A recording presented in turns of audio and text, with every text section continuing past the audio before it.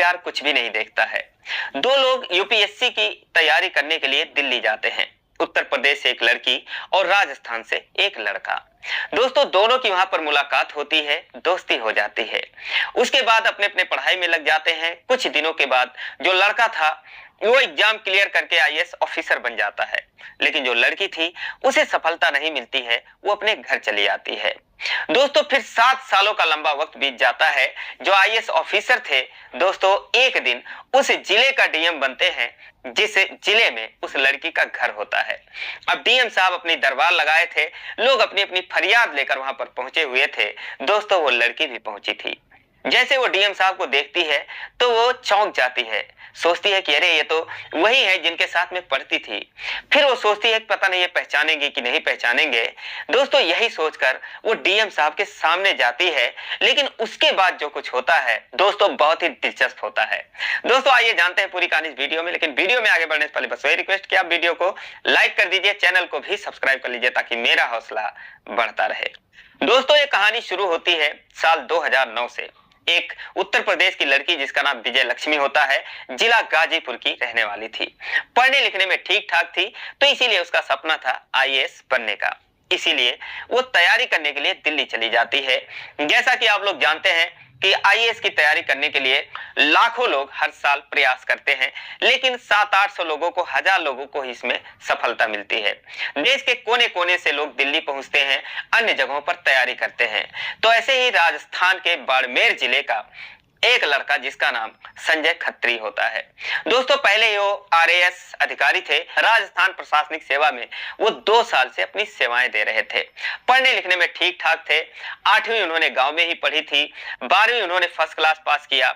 उसके बाद राजस्थान यूनिवर्सिटी से वो बीए करते हैं, एलएलबी करते हैं, और उसके बाद फिर आरएएस अधिकारी बनते हुए उनका सपना होता है कि आईएएस अधिकारी बनकर देश की सेवा की जाए। तो इसीलिए जो संजय खत्री थे वो दोस्तों दिल्ली आ जाते हैं। अब दोस्तों जब दिल्ली आ जाते हैं तो उनकी मुलाकात इत्तेफाक से विजय लक्ष्मी से होती है। विजय लक्ष्मी उनको अच्छी लगने लगती है, दोनों एक दूसरे से दोस्ती कर लेते हैं, बातचीत करने लगते हैं। लेकिन दोस्तों यूपीएससी का एग्जाम बहुत कठिन होता है, पढ़ाई बहुत मुश्किल होती है। जो स्टूडेंट इसको दिल से पढ़ता है दोस्तों अपना फोन वगैरह सब कुछ बंद कर देता है। यही हाल जो है संजय खत्री साहब का था। तो दोस्तों बहुत ही मेहनत और लगन से पढ़ने लगते हैं, और दोस्तों उनकी मेहनत रंग लाती है। साल 2009 का एग्जाम देते हैं और 67वीं रैंक उनको हासिल होती है। दोस्तों यूपीएससी एग्जाम क्लियर हो जाता है। उसके बाद वो आईएएस अधिकारी बनते हैं और वो ट्रेनिंग पे चले जाते हैं। ट्रेनिंग में जाने के बाद जो है उन्हें उत्तर प्रदेश कैडर मिलता है। और दोस्तों जो विजय लक्ष्मी थी वो कुछ दिनों के बाद दिल्ली से वापस अपने घर आ जाती है, गाजीपुर आ जाती है और समाज सेवा का काम करने लगती है। उधर जो आईएएस अधिकारी संजय खत्री साहब थे, जब उनकी ट्रेनिंग पूरी होती है तो उत्तर प्रदेश आते हैं प्रतापगढ़ जिले में, जहां पर वो 1-1.5 साल ज्वाइंट मजिस्ट्रेट के तौर पर काम करते हैं। उसके बाद झांसी के सीडीओ बनते हैं। दोस्तों अपनी ड्यूटी बहुत ही ईमानदारी से करते हैं। लेकिन दोस्तों जब वो 7-8 सालों की सर्विस कर लेते हैं तब उनको जो है पहली बार डिस्ट्रिक्ट मजिस्ट्रेट बनाया जाता है, डीएम बनाया जाता है, वो भी उत्तर प्रदेश के गाजीपुर जिले की। और विजय लक्ष्मी जो है वो गाजीपुर जिले की रहने वाली थी। दोस्तों डीएम हो या एसपी हो, वो जो है सुबह दरबार लगाते हैं और उनके पास जो है सैकड़ों लोग अपनी समस्याएं लेकर जाते हैं, जिनका जो है पुलिस नहीं सुनती है या जो काफी परेशान रहते हैं, कहीं सुनवाई नहीं होती है। तो फिर वो जो है डीएम साहब के पास जाते हैं या फिर एसपी साहब के पास जाते हैं। तो हर रोज जो है डीएम संजय खत्री जो थे दोस्तों उनके पास भी सैकड़ों लोग जाया करते थे। और एक दिन जो है इन्हीं फरियादियों में जो विजय लक्ष्मी थी वो भी किसी काम से जाती है। जब वो जाती है सारे लोग बैठे रहते हैं और तभी जो है डीएम साहब आते हैं, और जैसे ही वो डीएम साहब को देखती है चौंक जाती है। वो सोचने लगती है कि अरे ये तो वही है, शायद संजय खत्री साहब हैं जिनके साथ में पढ़ती थी, जिनसे मेरी बातचीत थी, जिनसे मेरी दोस्ती थी। तब वो खुश हो जाती है, सोचती है चलो मेरा काम तो हो जाएगा। लेकिन फिर सोचती है कि पता नहीं पहचानेंगे कि नहीं पहचानेंगे, इतने बड़े अधिकारी हैं, कौन पहचानता है। दोस्तों अब यही सब वो जो है उधेड़ बुन में लगी हुई थी। और जब उसकी बारी आती है तो वो संकोच करते हुए, डरते हुए डीएम साहब के सामने जाती है और डीएम साहब से कहती है कि सर ऐसी ऐसी समस्या है, मेरा ऐसा काम है। डीएम साहब उसको देखकर मुस्कुरा देते हैं। संजय खत्री साहब पूछते हैं कैसी हो विजय लक्ष्मी। अब दोस्तों जैसे ही वो अपना नाम सुनती है वो खुशी से एकदम उसके आंखों से आंसू निकलने लगते हैं। कहती है सर मैं ठीक हूँ, आपने मुझे पहचान लिया। वो बोलते हैं तुम्हें कैसे भूल सकता हूँ, क्यों नहीं पहचानूंगा, और हमारे ग्रुप में इतने सारे लोग थे, तुम भी तो थी। उसके बाद दोस्तों 1 मिनट उससे बातें करते हैं, लेकिन बहुत सारे लोग लाइन में लगे थे, अपनी बारी का इंतजार कर रहे थे, तो इसीलिए जो है 1 मिनट वो विजय लक्ष्मी से बात करते हुए उसको आश्वासन देते हैं कि ठीक है, जिस काम के लिए आप आए हो आपका काम हो जाएगा, मैं तो इसीलिए ही तो बैठा हूं। अब दोस्तों उसके बाद और सारे लोगों की समस्याएं सुनते हैं। विजय लक्ष्मी जो है वहां से चली जाती है, लेकिन इस दरमियान जो है वो उससे उसका संपर्क नंबर ले लेते हैं और कहते हैं ठीक है, जब मैं फुर्सत में होऊंगा तो तुम्हें कॉल करूंगा। और दोस्तों उसके बाद 2 दिन बाद जो है वो विजय लक्ष्मी को कॉल करते हैं, मिलने की इच्छा जाहिर करते हैं। विजय लक्ष्मी दोस्तों खुशी खुशी उनसे मिलने के लिए आती है। उसके बाद दोनों बैठते हैं, चाय नाश्ता करते हैं और ढेर सारी उन दिनों की बात होती है जिन दिनों वो दोनों पढ़ाई कर रहे थे। उसके बाद वो पूछते हैं कि क्या तुम्हारी शादी हो गई है।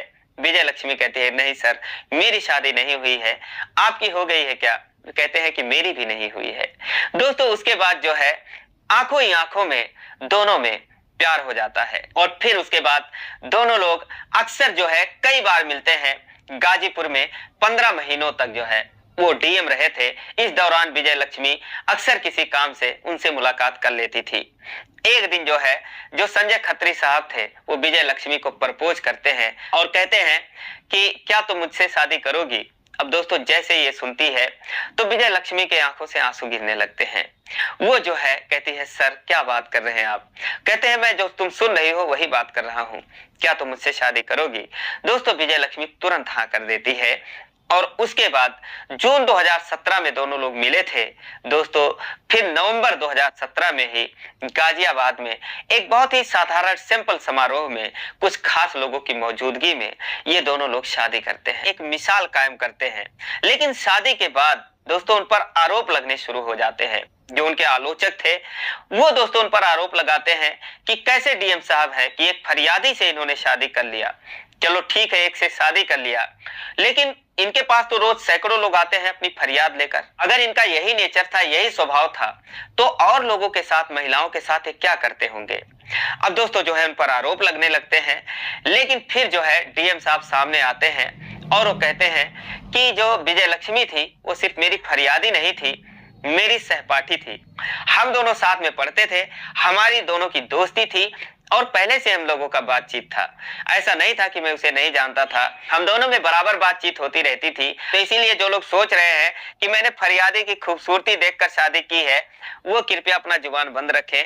हम दोनों एक दूसरे को पहले से जानते थे और हम पहले से ही शादी करने का मन बना चुके थे। दोस्तों उसके बाद अब लोगों के जो आलोचक थे उनकी जुबान बंद हो जाती है। दोस्तों आज ये लोग बहुत ही शानदार लाइफ बिता रहे हैं। आज जो संजय खत्री साहब हैं वो नोएडा में ACEO के पोस्ट पर तैनात। मैं आप लोगों को अपनी कहानी के माध्यम से सचेत करना चाहता हूँ कि आप लोग सचेत रहें। जिस प्रकार से वेस्टर्न कल्चर हम लोगों के देश में घुस चुका है, तो हम लोगों को सतर्क रहना अति आवश्यक है। मैं अपनी कहानी के माध्यम से बस आप लोगों को यही सूचना देना चाहता हूँ। अगर आप लोगों को कोई भी सजेशन हो जो आप मुझे देना चाहें तो कमेंट्स में ज़रूर लिखें, मैं उसे अपने कहानी में ज़रूर फॉलो करूँगा। और फिर मिलता हूँ आप लोगों को एक नई कहानी के साथ। तब तक के लिए आप अपना ख्याल रखें। जय हिंद, जय भारत।